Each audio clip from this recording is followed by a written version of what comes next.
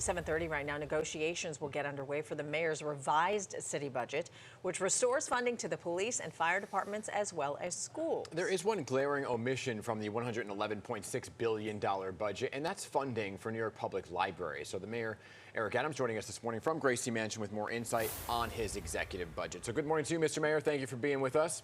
Good morning. Good to see you and Jesus. So let's get right into this, because your proposed budget includes funding for 1,200 more police recruits, brings back those pre-K programs, right? That is good news. But you kept the cuts for the libraries. And some libraries are saying, Mr. Mayor, that they'll need to go back down to 5 days a week, saying it'll severely impact vulnerable communities who need services the most. So did you not see it as a priority? Why not bring back some funding for the libraries?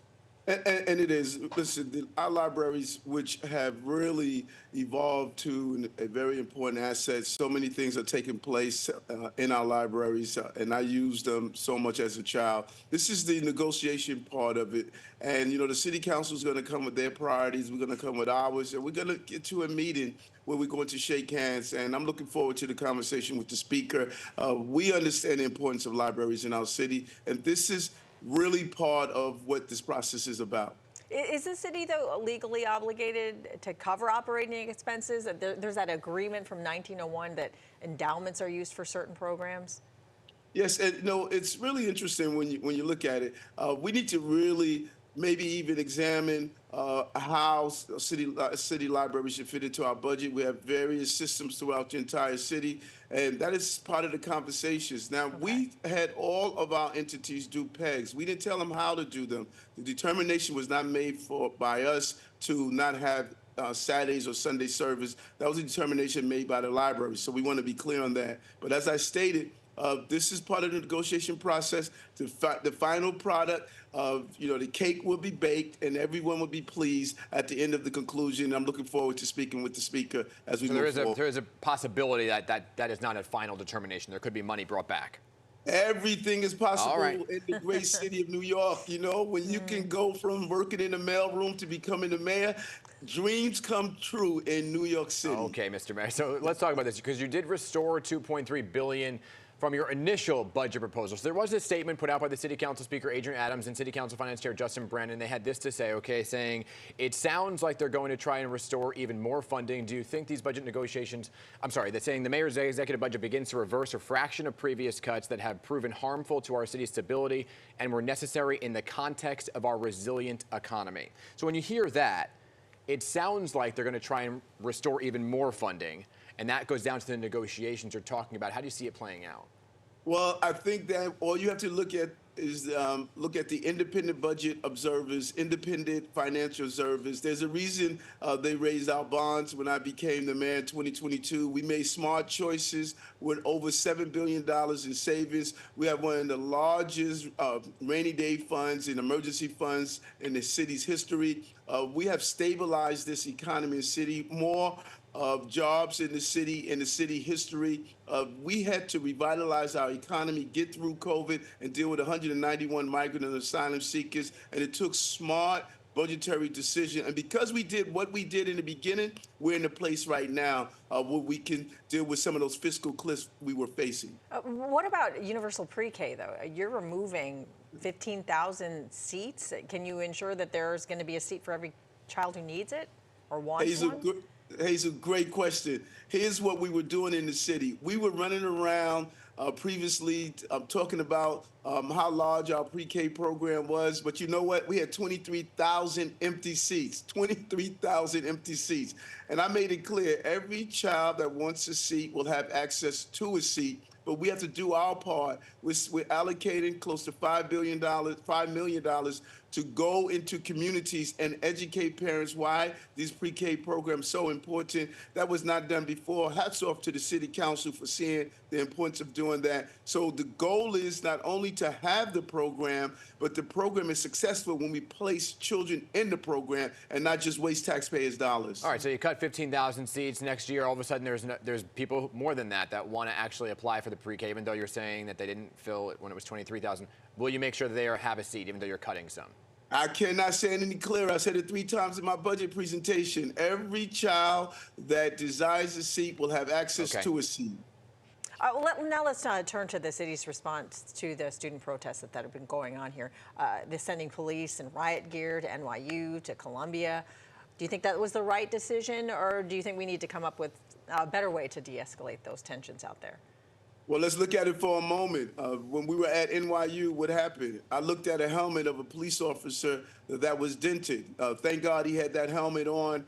We saw during the Black Lives Matter marches that they're outside agitators, that they look for these protests, not only New York, all over the country, and they come in and they attempt to agitate. I think peaceful protest is part of the cornerstone of America. I protested during the South Africa call to dismantle apartheid. We stay focused on agenda.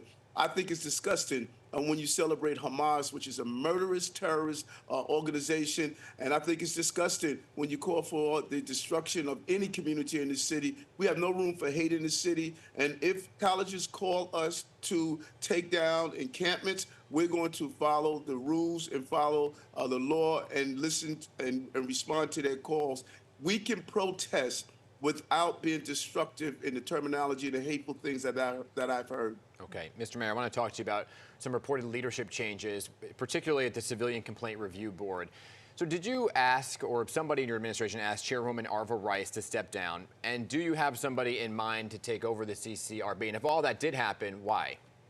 And you know, I'm so glad you asked this question, Dan. I want to be clear. And I communicated directly to Ms. Rice and told her she does not have to leave the CCRB board.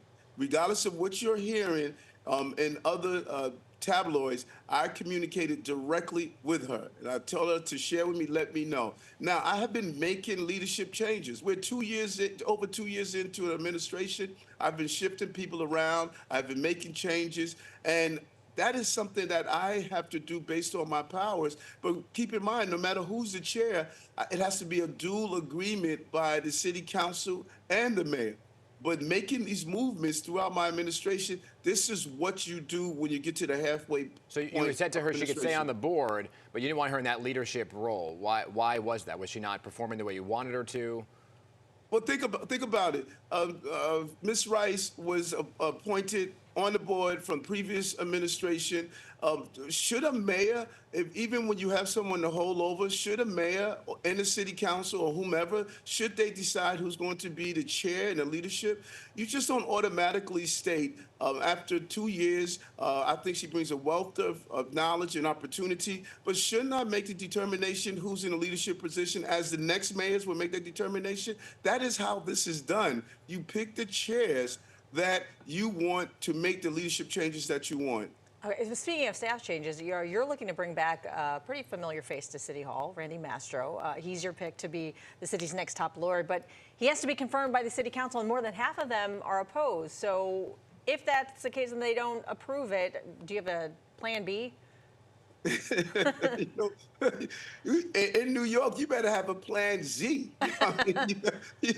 But let's be clear, I did not make any formal announcement on who we're going to look to put in place as corporation counsel. That has not been done. There's a lot of speculation. But when you look at the record of Randy Mastro, he has been a good and great citizen and lawmaker. What he has done around protecting the rights of Black Lives Matters, what he has done in some of the good government groups, he comes with a reputation that, you know, we don't all agree on clients that lawyers represent, but lawyers should not be demonized because of their clients, because they have a responsibility in this country and city of due process, and everyone deserves the right to have a good attorney. Yeah, I know you're saying he didn't make a formal announcement, but Ingrid Lewis-Martin said he was being considered right here on PIX11 Politics. She said that he was being looked at for that position.